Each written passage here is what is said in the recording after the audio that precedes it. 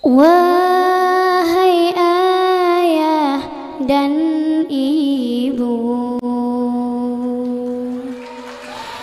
cintamulah kekuatanku.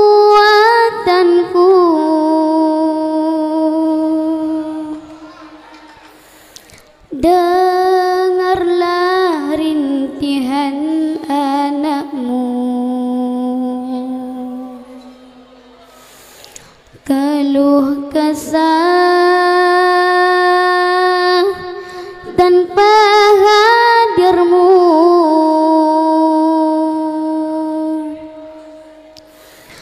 Kau tempatkan aku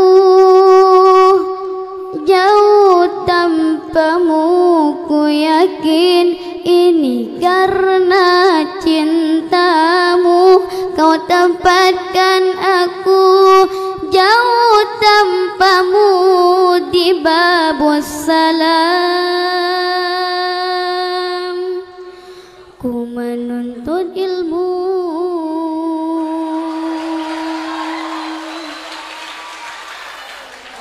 Wahai ayah dan ibu, cintamulah kekuatanmu.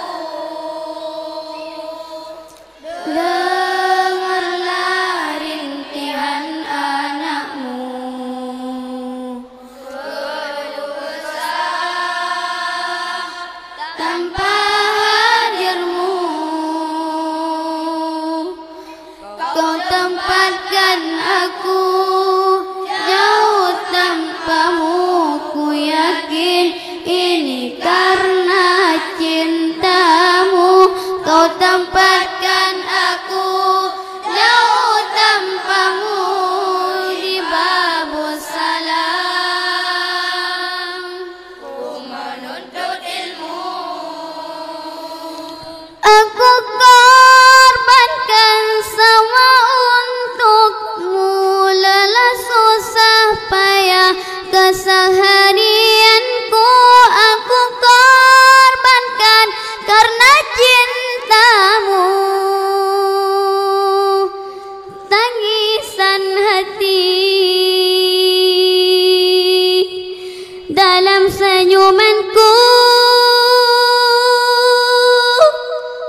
Ayah dan ibu, ini impianku, ingin menjadi anak yang soleh, menolong ayah, membantu ibu,